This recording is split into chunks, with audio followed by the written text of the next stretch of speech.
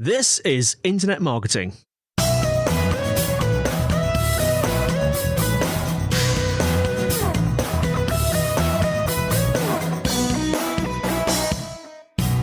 Hello and welcome to the Internet Marketing Podcast brought to you by Site Visibility. I'm your host, Scott.colenutt, and with me today is Mike Bandar, co-founder at Waybook.com, Hopper HQ, and founding partner at Turn Partners. And we're going to be discussing what happens inside a startup studio. And this is a question I asked myself. I saw an email come in from Mike's team discussing their life at Turn Partners and everything that happens at a startup studio. And I thought to myself, well, I don't even know what a startup studio is. I can hazard a guess.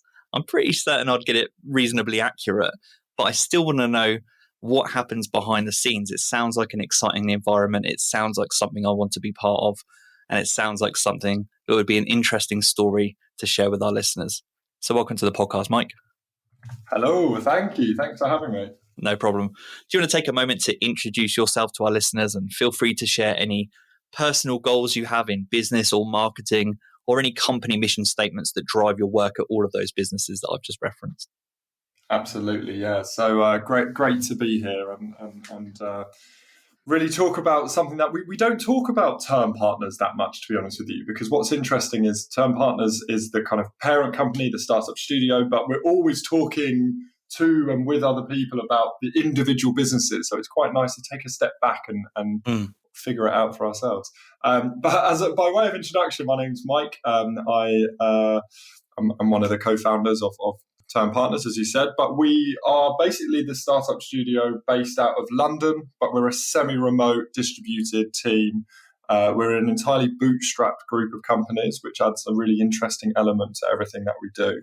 I'm based here in London, but we travel quite a lot, obviously pre-COVID, and that's now opening back up. So we have team split all across the UK, Ireland, Philippines, Russia, India, Latvia, all sorts of LATAM, and essentially, in terms of goals, in terms of what I want to do, is my personal goal is I want to have a positive impact on more people in more places than I'd ever be able to go. And really, I believe that entrepreneurship and enterprise is the way for that. You know, some people are great artists, some people are great mathematicians and builders, and I was blessed to be useless at everything apart from kind of what I consider as the logic of entrepreneurship. So that's kind of my personal driving force, and really that runs through into what we aim to do within Turn Partners. We're fundamentally about creating digital businesses that are essentially enabling people to do their business better. So we're largely focused on digital B2B solutions that help people find efficiency in their work. We focus a lot on the future of work and basically making sure that people can unlock and empower themselves, their communities, and everything around through entrepreneurship and through their businesses. Help as many people in as many places as possible is a really interesting thought, because in marketing and just when you work in any online related business, maybe you have like these moments maybe once or twice a year where you're like, thank God for the internet. Thank God that I get to kind of work from anywhere. And I was just really thinking about the reach there as you were talking. And I'd just taken a moment to really appreciate the reach of the work, because you know, how lucky are we to be alive in an age where we can apply our skills? Do you ever wonder to yourself, what would you be doing if there wasn't the internet and you didn't have the ability to reach that many people? What would your goals be? I couldn't even imagine. My carbon footprint would probably be more. That's for sure. And yeah, it's how like so. My thing is have a positive impact on more people in more places, and that's super varied and super broad. But actually, you're absolutely right. I think technology in general and the internet enables us to have such a big, you know, kind of ripple effects on everything we do. Obviously, marketing is the most obvious version of that, because we can just in an instant get to millions of people. But there is a fundamental difference between marketing and actually the value you can create to people, and we do that for our businesses in all different sorts of ways. but yeah, you're totally right. We're so blessed to be in that to be in that wide-reaching and kind of fast-changing environment as well. I mean, I don't know how old you are, Scott, but I remember like taking out my first Hotmail account on a dial-up connection, and that was novel and wild at the time. And I was like, wow, this is going to be an exciting thing. And then it's changed every day. So that's the gratitude journal tick for today. That's it. I'm writing on that line. Yeah. And so on my, as I was talking in the intro there, I asked myself, what is a startup studio? Could you maybe just talk through your definition? Is there a widely accepted definition of what a startup studio is? What is it to you? Yeah, I mean, as you were asking that question, I thought, what is a startup studio? And then I'm instantly thinking, I'm sure my definition of it will be wildly different to other people's. So I can just tell you what ours is. Sure. Firstly, we didn't look up a startup studio in a business book and say, let's do that business. We sort of made it up. And I'm not saying we created it, because I know there's loads of other people that do the similar thing and call it similar things. But startup studio, you said that you can pretty much figure out what it is, and that's basically, we called it what we thought it was. It's pretty much fundamentally it's me and my business partner James and our kind of core group of team that are, some people are generalists, some people are kind of really specific, like experts in what they do. And we largely just focus on creating value. We largely just focus on creating scalable, high impact businesses that actually we can execute on. So we within the startup studio will either acquire or build digital businesses. On the acquisition front, we largely ask ourselves the question of, what can we do better than the founding team? And does that fit with our resources and our interests and our direction of travel? Does it work well with the other companies we're working with at the time? And then on the kind of creation side, we really look at where do we see the world going? What problems do we want to solve? How can we have an impact?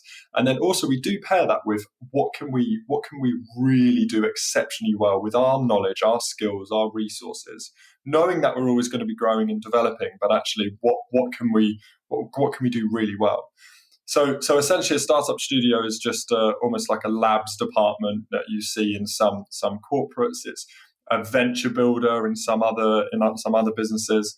Although when we first started talking about this kind of 7 years ago, or 8 years ago now, a lot of people were like, oh, so like private equity then, and we sort of just went with that for a little bit of time, but really it's not. It's really not.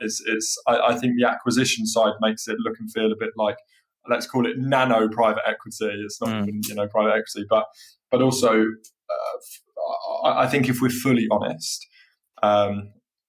James and I really just wanted to do great stuff, and we didn't know what the best vehicle was for that. So it became a startup studio, and then that sort of like develops and changes and maintains focus as we go.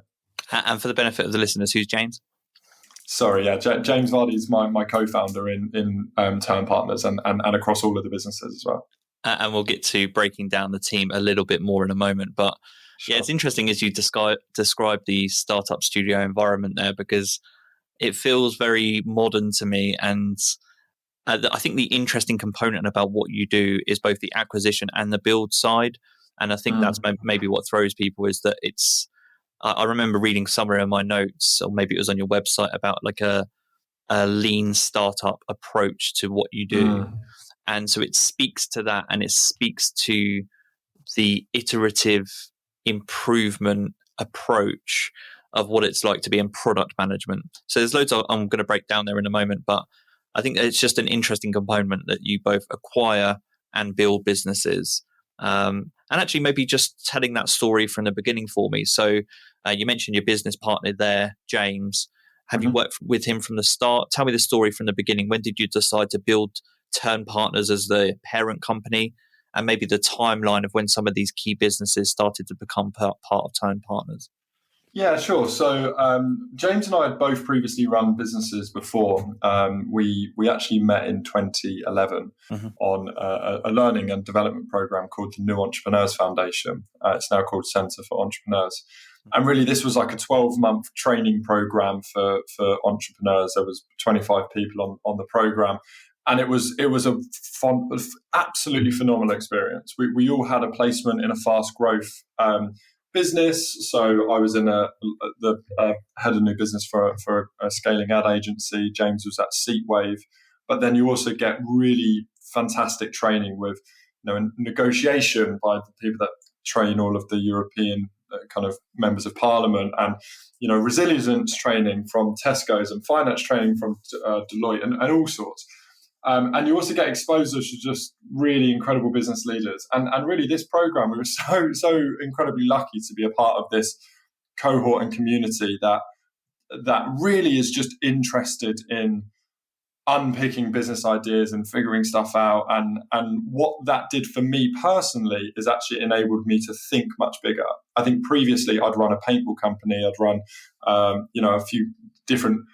I was a bit of a Dell boy, so I'd buy and sell different bits and do all sorts. And actually, that was sort of what business was to me at that time. But the New Entrepreneurs Foundation enabled me to have that from a global perspective and really, really kind of widen out my ambition. Going through that experience together with James, we both sort of just started working on ideas, and we were drawn to each other because we were fundamentally aligned from an ethos perspective. So we are morally and ethically very aligned, but also we wanted to run the business for the same reason. We wanted to actually build a phenomenal culture. We wanted to build products that we had pride in. And, the most exciting thing that happens to us is when we see and hear our products being talked about when we've not put them that. We've not told people, we run Hopper, we run Waybook, and people are like, oh, I know them. It's more like, oh, I use this great tool, and it's Waybook.com. And that is, for us, that's fuel. That's why we do this. So actually, this experience meant that James and I almost started by playing with different business ideas. And we decided that we would sort of start a business together. We were working on a few different things. And then the opportunity to buy a business came up, and that was our dating business. And it was at that point where James and I had realised we'd both started a business, and what we were really interested in is that next step, that next going from a team of 5 to a team of 25, and that was the thing we hadn't done at the time. So yeah, we acquired this dating site, and that was our initial turnaround. But because we didn't want to be in dating all the time, it was quite an opportunity-led thing, and what we were interested in at the point. We then said, instead of buying the dating business and running the dating business, why don't we put this within a structure that is then enables us to think wider and think, not transactional from the dating business perspective, but enable us to really be the founding step for us in terms of building something bigger and building something greater.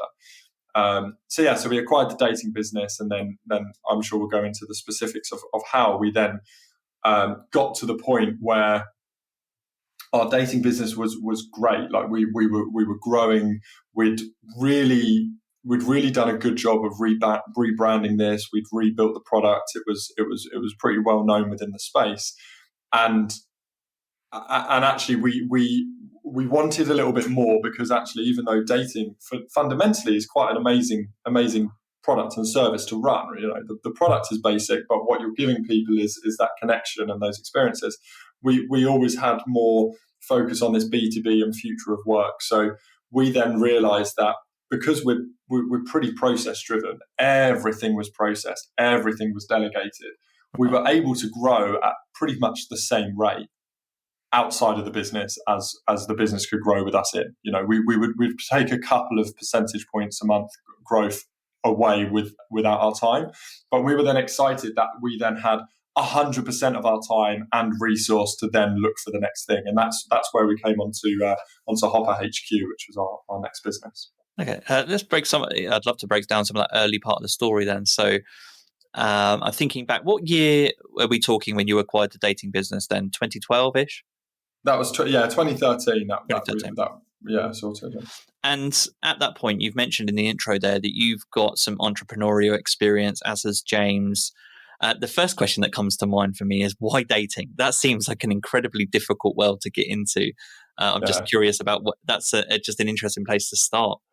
I speak to quite a lot of people that are like, so I'm thinking of starting a dating site, and my first thing is, please don't. Yeah. For you, don't do it. It was opportunity led, Scott. So we were actually launching a fitness supplement company by subscription. And this was when Grey's Box and Love Film and everything was becoming huge, and we loved the subscription model. We loved the product, so we were doing protein supplements by subscription. It wasn't quite working, and then I was also doing a bit of consulting on the side, and I met somebody who asked me to do some consultancy for them, producing a commercial model for a new business. Yeah. And I found out that actually she owned this dating site that she'd sort of just fallen out of love with. Right. And as soon as I left that first conversation, I called James and I was like, "Do you want to go into dating? I think there's something exciting here." So it was purely opportunity led. And one thing that we're very excited about that you don't often hear being discussed in entrepreneurship is something called effectual thinking. And this essentially is the process of early stage idea generation and decision making, where you look at what you have and who you are and what you know, and you kind of you then move to the next logical step, as well as heading in a direction that you want to head in, rather than saying, okay, we want to start. Okay, let me wind back. Waybook.com is basically our dream business, right? It has absolutely everything for us. We love it. We do. It's just amazing. But I don't think that we would have been able to have started Waybook and got it to where it is today if we'd have started it back into 2013. But I do think that our conviction and ability to execute on turning around our dating business back in 2013 was, for us, maybe ignorantly, it was almost a certainty for us. We could look at it, we knew what design things to change, we knew how to manage the marketing, we knew how to do bits that we had already executed on. So it was a bit of a no-brainer for us to take that small leap and put us in an entirely different situation that then meant we were able to see other opportunities to go to the next thing and the next thing. Mm-hmm. And I feel like this concept of effectual thinking, where you start from who you are, what you know, who you know, and you allow these goals and opportunities to emerge over time, is a way of entrepreneurship that actually falls entirely out of what we see on Dragon's Den and The Apprentice, and here when people like raise £10 billion and all of this sort of stuff. It's very much akin to the bootstrap mindset, but it actually gives you so much more control in terms of what you do, and it also means that you then don't have to become a product of the first business you start. It means that you just start, and then you allow those goals and opportunities to emerge over time. Now, that may be within one business, but for us, it ended up in multiple businesses, and that's what Turn Partners as a structure facilitated. Yeah, it strikes me as very fluid, and as I said, it speaks to the lean startup mindset of being very iterative as well.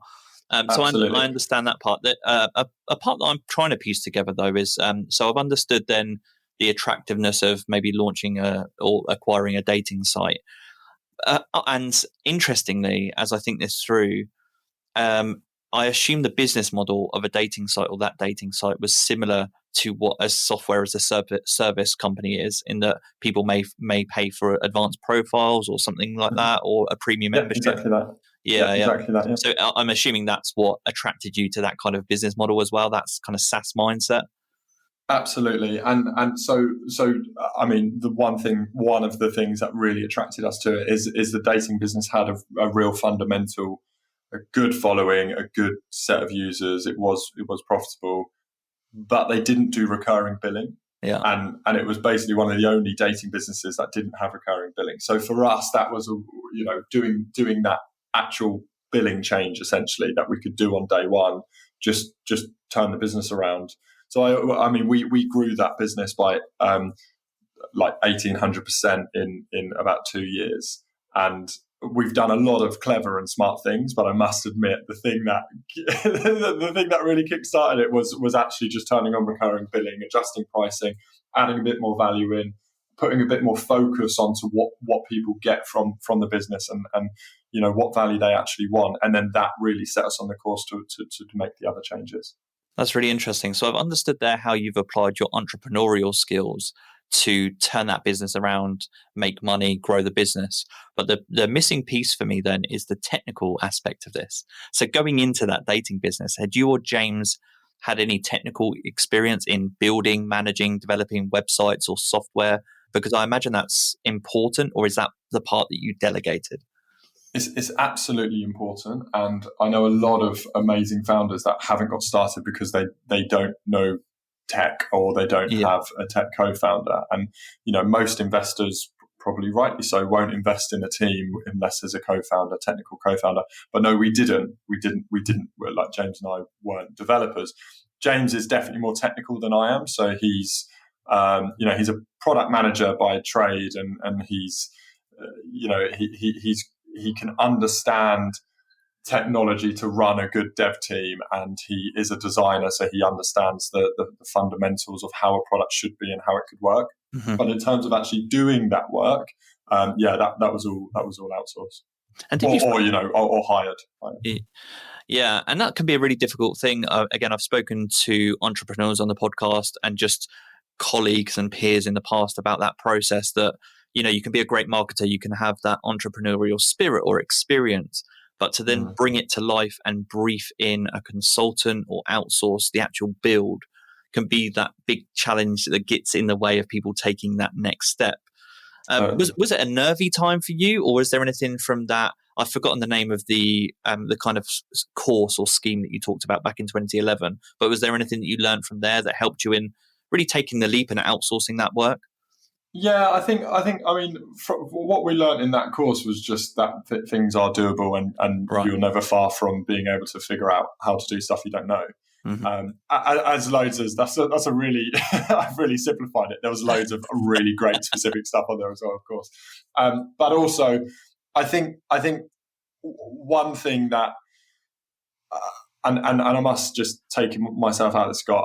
I'm not being an easy guest to interview here, because I know I'm being quite high level and ambiguous. So I really like your challenges of getting me more specific to stuff. One thing that underpins absolutely everything across what we do is we remove ambiguity from everything where ambiguity can be removed.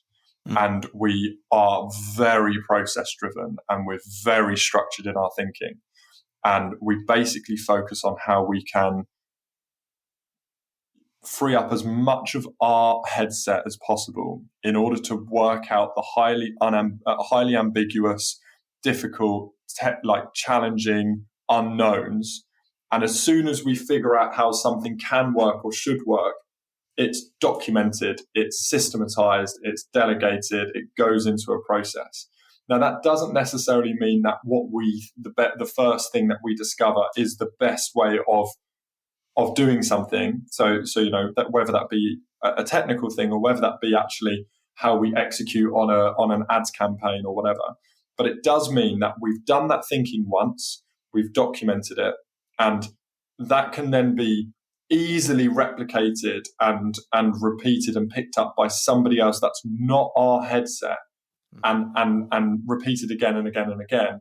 And then our head is entirely free to then think about either the next challenge and the next problem, or, of course, the next iteration of that problem. And the reason why we started Waybook.com is because it is that absolute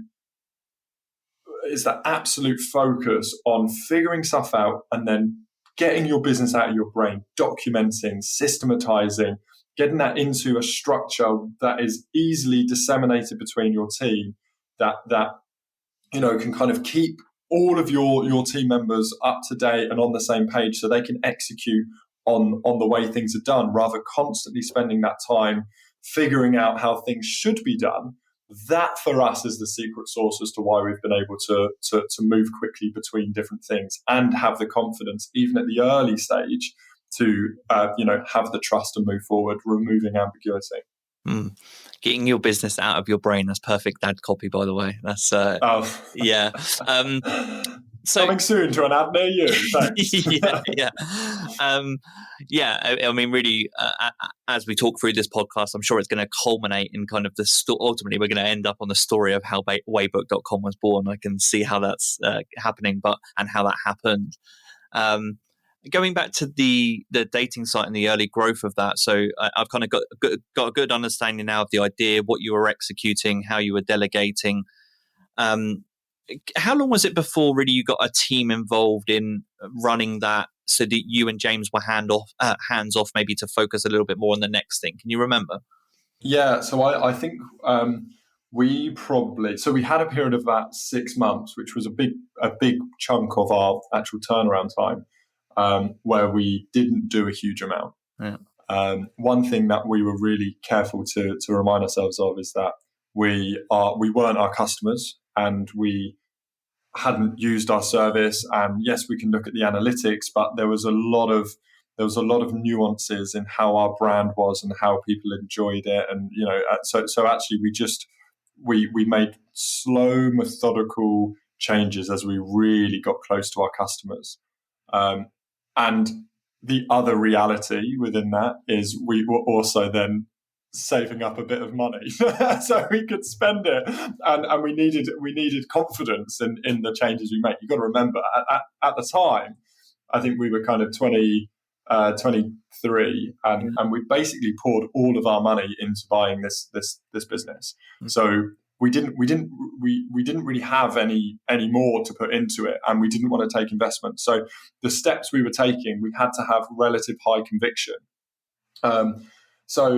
So yeah, we basically took the time and we did these kind of like these slower changes, and really we built the business out on initially quite early, quite junior staff that were fresh out of university.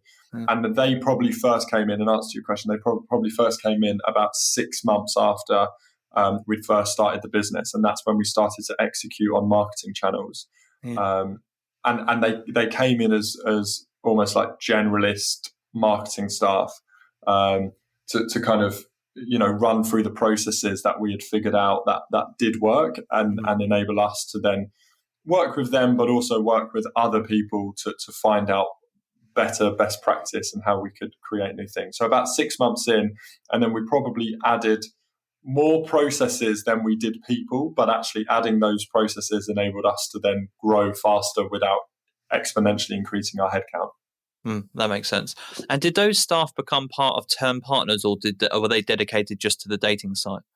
Well, yeah, I mean, interestingly, at the time, Term Partners was the dating site, right? So we had Term Partners was almost a concept. So everybody that came in, they knew that that was the vision. They knew they were part of something. Right. And I think our second hire, Matt, he is now the business manager for the dating business, and he also has been fundamental to the marketing foundations of Hopper, and also has supported on Waybook. So yeah, he was very much in from day one, and has been like an amazing part of the team ever since then. Wonderful. And so you've just mentioned Hopper there, and that's the next kind of, for me, the next natural step in the story is, how did the idea for Hopper come about? Where in this journey did the idea come up? How did you start to work on it? Was that a build or an acquisition? Talk me through that. Sure. So I mean, I sort of mentioned earlier, but we were at a point probably about 18 months in. We were growing at around 15% a month, and we sort of realized that there's a natural limit to where we could have taken the dating business, or more specifically, there became a point where we ended up getting less return for the investment going in. But we're a niche dating business, so it's very difficult to market size. And at the time, a lot of marketing channels had actually become very difficult to execute on, because dating as an industry is highly fragmented, but actually is underpinned by lots of like networked sites, if you like. So you'll see thousands of dating sites with thousands of different sort of brands, which are actually all exactly the same site underneath. Which actually meant if you worked with any publication, so like FHM at the time, for example, they would have been a great placement for our dating business. But instead of that, they would just start FHM dating because there was no, they just needed to do user acquisition. Mm-hmm. So it became increasingly difficult to grow or to find new growth from the business. And James and I basically realized that we can still continue to grow the business at around, we reckoned about 12% growth rather than 15% growth without our time. So we then started to put more systems in place. We started to replace ourselves even more and start to actually almost, we got to the point where we're like the value of our time and also the fulfillment of our time, like where we want to be spending our time is perhaps better elsewhere. Now, because we always had the term partners head on, we always did fun things as a team. So we would spend, an afternoon every now and then doing an idea session and a hack day. And we'd always build little products and prototypes and things like that, just testing stuff out. And one weekend, James and I were just playing around. And at this point, Instagram was becoming huge. And we thought, look, this is just, it just overtaken Twitter. What year are we talking now? So this is 2014. Yeah. And we were like, there's got to be some stuff in here. So we then thought, let's just look at the space. One of my cousins and a few of our friends had quite big Instagram accounts at the time. And we thought, wouldn't it be good? This was pre-monetization. If we could help people monetize their following. So the original idea was actually an app that could enable you to follow someone in a way that gives you more advanced or early access content. So think of a personal trainer that uses it for lead gen, but then also they have another account, which is a private account that you can pay a subscription for. And, you get like full workout sessions or things like that. So that was the original thing. So we kind of mocked together this little idea and we put it in front of lots of initially people we knew and then lots of people we didn't. And they were like, yeah, that's kind of cool, but no, it didn't really stick. But they said, but what is difficult is it's difficult to actually manage our Instagram account. Like it's difficult to actually choose what to post and when to post it and get it on, like transfer it to my phone and get it up on the platform and stuff like that. And, scheduling for social media had been a pretty big thing, but no one had really nailed it for Instagram because these were lots of platforms like Hootsuite and the people that many of us know, that they were built for Twitter. So they're text based and they had some, they hadn't really worked out how to go to the next level of, image and video first. So we kind of just said, all right, let's build a scheduling tool for Instagram. So we mocked some stuff together. And again, because we're lean and iterative, James built me some designs on a PowerPoint. And I just went around some agencies in London and was like, so this is Hopper. You click here, but don't click here because it's not real. You do this, you upload posts here. This is what you do. And it was like a classic like lean iterative story. Agency one would say no, and I'd ask why, and they'd say, because actually this isn't the challenge for us. We need a way of managing our team. Okay, fine. Agency two would say, yeah, that could be good, but we really want this, or we don't need that. And then we started fine tuning, and every meeting, James would just add something new or remove something from the design. Right. And we started getting to the point where people were like, yeah, this is good. Let's do it. And actually, the first agency we closed was the agency that ran the social media accounts for Peaky Blinders. And at the time, I was like a massive Peaky Blinders fan. So I thought Tommy Shelby just truly had our back in that meeting. So, they said, yeah, let's do it. We'll have 10 accounts. And I said, cool, just give me 6 months. I'll get right back to you. So yeah, we started, we'd already started seeing very good signs. So we started building out some fundamentals and we built that product, continued to then build our foundational marketing. And we launched it. We went to market, and Hopper was just a utility to upload, plan, and therefore schedule your Instagram posts. And obviously, it's changed a huge amount since then. When we first launched in 2015. Yeah, I remember in 2015, around that time, that was the major problem with Instagram. It's funny as you were talking as well, because the original idea for Hopper that you just discussed, even though it didn't turn into what you expected it to, a lot of what you said about exclusivity and membership related content is the world we see today. It's so true, isn't it? You have YouTube.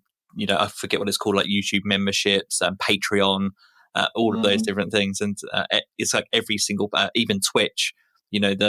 All of these platforms have membership exclusive features. So actually, the idea back then was ahead of its time, and you could see what the future was going to become. It's definitely interesting. And actually, one thing because if you think about these content creators as like micro businesses and entrepreneurs, like we like the idea of actually enabling people to build a business and therefore fund their passions and interests about creating content that's genuinely interesting, so they can invest more into it. And then obviously, like the influencer space has exploded. It's all exploded, but I think just you could see it and feel it there at the platform, that actually there were so many amazing people, content creators, that were doing this as passion projects. So it almost needed to become something in order for that level of creativity to continue. And with Hopper, similar questions as to those that I asked before. So just if I've understood it correctly, the actual MVP of the product wasn't built as you were pitching it. You built it after you started to get the idea validated from agencies. Is that correct? Yeah, and even more so than that. It's not. The validation wasn't. Yeah, we might buy this. It was like, yes, we will have 8 accounts or whatever, and so absolutely, and that is the best practice here, right? Well, from our perspective, particularly as a bootstrap startup, because at that time we're saying, cool, Hopper's our dating business is profitable, it's growing, but for us to take £1 from the dating business, we need to have as much conviction or near enough conviction that can go to some value than what we can get back from it in growing the dating business. So it was actually that level of discipline. And I do truly believe that it's because we've remained bootstrapped that we've been able to stay closer to having the real value-based conversations. I think you see some amazing businesses that almost lose their focus on providing value to customers because they just actually have too much cash to spend and they can go wide. And of course, quite often that ends up in building amazing things that would never work from the bootstrap lean perspective. But for us, like that just wasn't the way at the time. Yeah, interesting. And where was I I was kind of piecing together the journey for myself. And did you outsource the build of the product again for Hopper as you did previously with the dating agency side? Interestingly, yeah. So we did have developers then at that point because obviously of the dating business. We actually originally did outsource the initial MVP, and we did that because we still had a very small tech team and we didn't want Hopper to be a total distraction to the dating business. So we outsourced the initial MVP, but those outsourced people then became our team. So one of our colleagues, Stan, he's been involved since day one. So he's been doing Hopper since then, and also Dan was very, very early on in 2015, and he was originally as a contractor, and now he's like chief technologist with us. So it was external, but it was a mix. It wasn't necessarily agency. It was some contracts and freelance, and then they've rolled in. Yeah. And at what point, because you talked there about it originally being a product maybe exclusively for agencies, but I assume there was a pivotal point in which you opened that up as a SaaS product. Can you remember how far into the journey that was?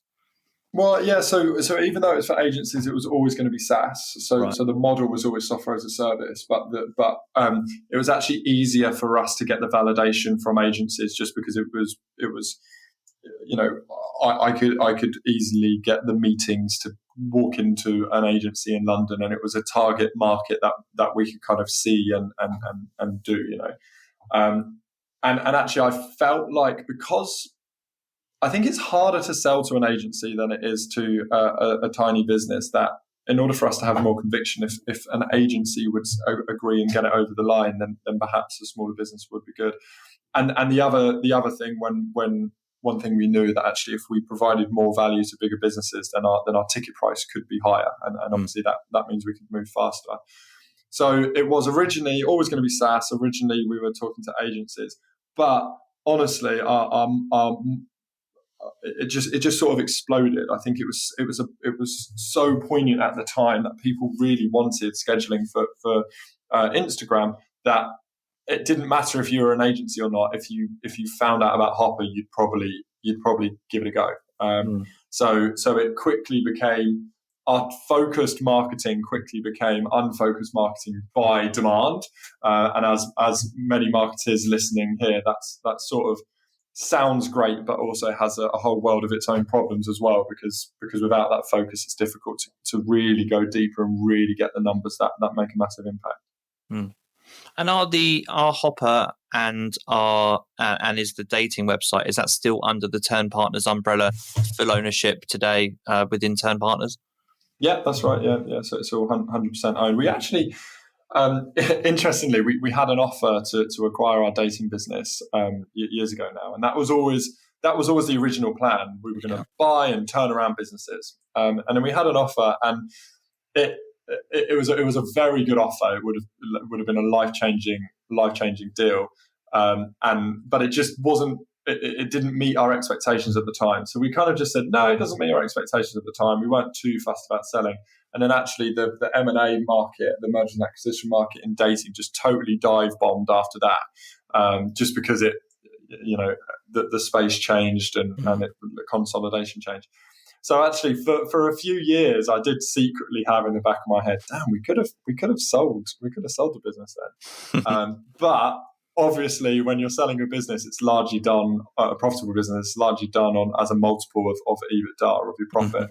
And we were looking at about 4.5 times EBITDA.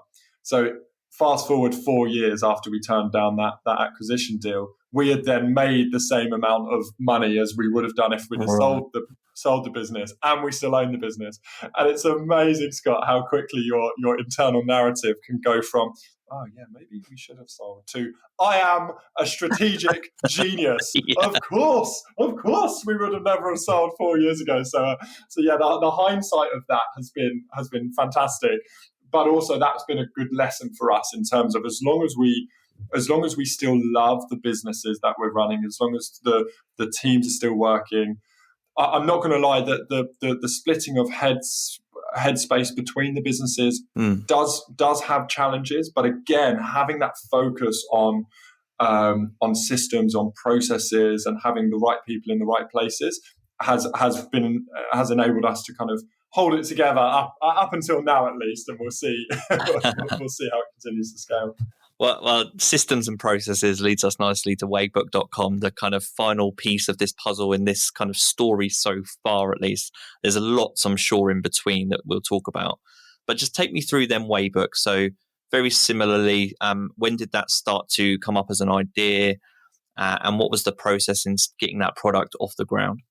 Sure, yeah. So I think by now we had a distributed team. We had a semi-remote structure, so a couple of offices, but most people kind of in and around different locations. We had functions that worked between the businesses. So we have one head of customer success that works between a couple of the businesses, but then we had different customer success execs in the businesses. We had like an interesting structure that was sort of held together by a series of docs and a series of systems and all sorts. And there was a point where James and I were very happy with that structure, but as we continue to grow and we continue to scale, we sort of realized that every time you add about 2 or 3 people, everything sort of falls over, right? Everything sort of, the way you communicate, what you do, how you transact, everything sort of needs to change. And even though the individual processes stay the same, just simple things like giving the right person access to the right document, or making sure that they've read it and understood it and can internalize it and can execute it, particularly when you're on different time zones or particularly when you're not face to face. And then also we started to feel these slight growing pains of we perhaps, weren't certain that we gave everyone the right level of context from like a knowledge or an understanding in order to truly be firstly brought into the culture and aligned to the culture and contributing to the culture, but secondly really understanding what they do and how that matters to everything we do, from either a very specific execution point of view or from a more generalized I'm part of this business point of view. And we started to realize that even though we were quite proud of our series of Google Docs and various different systems that stitched together, that there was holes there. And there was one point for me where I'd had a conversation with one of our marketing team that I hadn't actually spent a huge amount of time with. They were a couple of months in and they were working with someone else. And they were just explaining to me what they were doing. We were just having a general chat. And I realized that my level of understanding of what I thought was happening and actually what was happening as that additional layer went in was so fundamentally flawed. It's like the gap between expectation and reality. It just wasn't as aligned as what I thought it was. And actually that's because the knowledge had changed since we'd done these original docs, and the people had picked up and done slight different adjustments, and some people had left and their docs had got disappeared into their Google Drive accounts or their Dropbox and things like that. And we thought, damn, there has to be a better way to bring all of this together. And also we'd heard that a lot of people's time had just, and we'd felt it as well, just been totally consumed by the same questions. Little things like, where are the logo files, which is fine to ask, but actually when there's 5 people asking the same person that multiple times, that can be half an hour of your time sending logo files links, So we sort of had an inkling that we needed to be better, even though everything we'd done, like the concept of documenting, had actually got us so far. We felt like there wasn't a system around it in order for us to really scale this business and really truly believe that the dating business can work whilst we're working on something else, and actually the marketing team within Hopper can work whilst we're looking at something else even within that business. So that was basically the seed for Waybook, and we started looking in the space, and fortunately got some amazing friends that run some really phenomenal businesses, and it's something we heard time and time again. Not everyone had been so kind of strict with their documentation, so they just wanted to get document their business so they could pass it on to other people. Not everybody had the ability to look at the levels of docs that they had so they can iterate the process and then free up their mind to work on the business. So we knew that the problem was validated at least. So then we just went through similar sort of situations as we did with Hopper, and we started just sketching out, okay, so what do you need in order to really be able to, be comfortable and excited growing your business?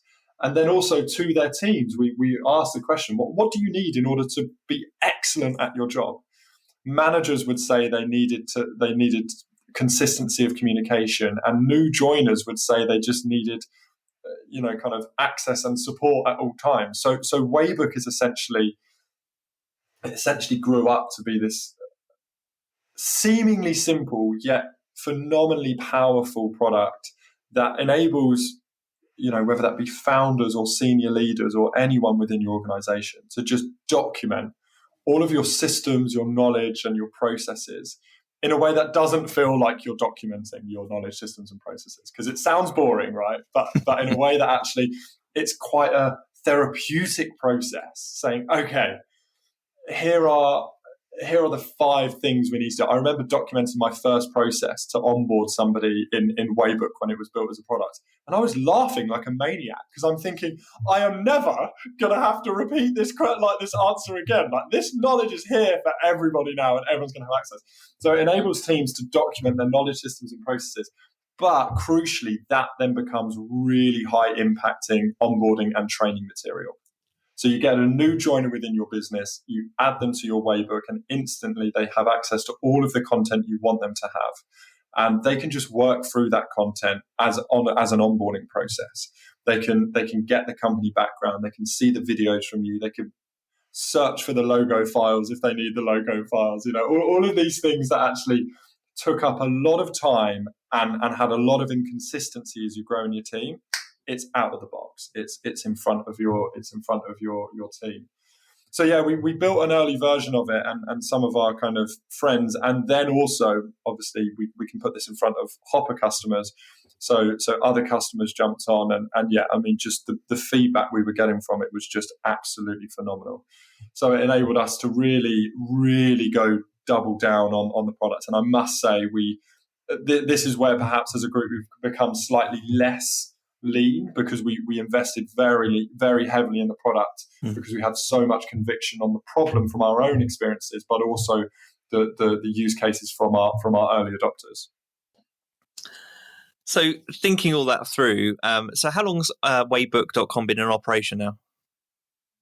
So yeah, Waybook's kind of been around for about 2 years now. I mean, because really it was born out, and like the very, very early version has been about 2 years, but really the version that's been in front of people and people have been signing up and all sorts is probably about 14 months, about a year and a half. And right at the beginning of the podcast, you had noted that you have a semi-remote team based all around the world. So as we talk today, under that Turn Partners umbrella, how many workers have you got working across these various projects? Yeah, so this is one of the amazing things. So our team is still pretty tiny and pretty small. So we're 27 full time, but we have a lot of people that work on very specific things in very specific areas. And we sort of pride ourselves on the fact that we're able to kind of keep lean and keep focused on what we do. And that is because of the process, that is because of the automation where possible and continue to focus on value. So yeah, in terms of full-time employed, we're 27 at the moment, but then we also have, customer service execs and people that run events for us and lots of different bits that aren't included in that core. So yeah, the Turn Partners crew, if you like, is much wider, but the initial is 27. And I'm interested to know the skills and characteristics of the members of your team, or just your advice in general to people that are interested in building their own startup studio, or perhaps the people that are thinking about applying for a role at a startup studio, something that you've described today. What are the skills and characteristics that you think are required to really succeed in that type of environment? Yeah, I think there's this curiosity that's really, really important to not necessarily solve the problem that's in front of you, but it's more to understand that in every single interaction there could be multiple problems, multiple solutions, but also multiple connections to things that already exist. And I think really the skills or the structure that I think works really well for a startup studio is actually a mix of skills. So I'm actually probably, well, I am definitely one of the few people that works across all the businesses, and actually that only works because there's other people that work exclusively in the other businesses. So from a startup studio perspective, if you're in the kind of core centralized team, then I think that curiosity and real thirst for building, if you like, it has to be there. But also I think that also comes with the humility that actually you don't always know the best way to do things, and having the ability to accept where other people can either do it better or more efficiently than you, and knowing when to, how far to push something before it actually becomes significantly better in someone else's hands. And then I think the challenge that you face within this is you're constantly fighting the balance. From an individual perspective, you're constantly fighting the balance of breadth versus depth. And on today, for example, straight after this, I'm speaking with our business manager at the dating business, and I've also been on interviews for we have loads of roles open at the moment, so I'm on interviews for both Hopper and also Waybook, and actually that breadth is comes at the cost of depth on some of the stuff. So I feel like you just need to almost manage your energies and manage your focus in a way that keeps the right level of momentum. Now there isn't a formula for that, because different people can manage different things. And I think from my position, it's important to recognize that some people can't be broad and some people don't want to be deep. So it's more about really finding out how people work best. The other challenge from a commercial perspective is actually just the resource allocation across. Now we everything is a separate business, right? So the dating site and Hopper and Waybook, and also we have quite a lot of investments that we've accrued over the years as well. They're all separate entities, but they're all owned by Turn Partners. And because the dating business is smaller than all of the other businesses, every business that we've started has become bigger and bigger.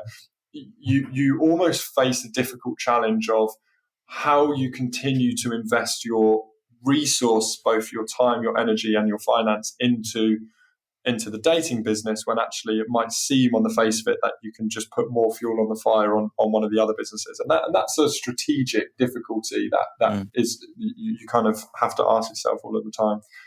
But what is wonderful about it, and what I would never, one of the main benefits is that we all speak. So every business has its own individual kind of catch-ups, meetings, sprints, that sort of stuff. Mm-hmm. But we all then have, a lunch call on a Wednesday and a download on a Friday, and these are like time zone adjusted. But it just means that actually the win from one business is genuinely celebrated across the whole group. And sometimes you can be doing something in a business that feels maybe a little bit monotonous, but that the purpose of doing that is because we're part of something really special, actually. And we're part of a team that is really passionate about building really valuable products to enable people to grow their businesses. And I think the more people working across broader things that have a level of connection actually enable us to have more surface area for celebration and for fulfillment. Wonderful. I think that's a great way to close out our podcast, because I know we're coming towards the end of our time together. So it's a topic that I could talk about a lot. I've fascinating journey that you've been on there, and that you're still on with Waybook. And actually, just as a final closing question for you to close out the episode, you talked about curiosity there. I know you're relatively early on in that journey with Waybook.com, but what kind of problems or businesses are you interested in, maybe in the back of your mind? What kind of pain points do you see for entrepreneurs or marketers that maybe you think need solving? Is there anything that you're working on behind the scenes at the moment, or is your focus very much still on Waybook.com and growing that? Yeah, I mean, my focus and energy is Waybook at the moment. That's where we're super, that's where we see the future. That's where we're super excited. That's where we're seeing, it's actually the first business where we've been working largely with the founders and CEOs of businesses. So I mean, if you jump on a demo on Waybook, then you'll be given to one of the team. But I'm also on a lot of those calls just because I geek out on talking about people's businesses with people. So that's where a lot of my focus is. But I think that areas that I find interesting are this future of work. I think in the last 2 years, we've gone through the most fundamental shift of how we work, but crucially why we work, than what we've had in the last 10. And you see even bigger corporates that were resistant to change and embracing technology have had to take that on. We've seen displacements or people moving from cities to different areas, and I feel like this period of flux is only just beginning. So the future of work, but also the future of how work and life work together is really important. One area that we love a lot, and we've actually invested in quite a few businesses in the space, is in the mental health space within work. And that's something that we're really passionate about, because where everybody has their own mental health, in a workplace, in an office, that you can construct at least a shared physical experience. Whereas when people are working from home or working remotely, it's extraordinarily difficult to really empathise on what your team and what your colleagues are going through when they're in you only see a little square around their head. So we're very interested and very excited into that space, and believe that there's a lot of opportunities, but also necessity for innovation within there. Anything to do with future of work, anything to do with future of living in different locations is what we're super excited about, and seeing, there's going to be big change. Yeah, and there are so many parallels between you just said the working future and your approach to work at a startup studio. Basically, you have the perfect environment to tap into this kind of fluid and iterative future, the way in which things are changing.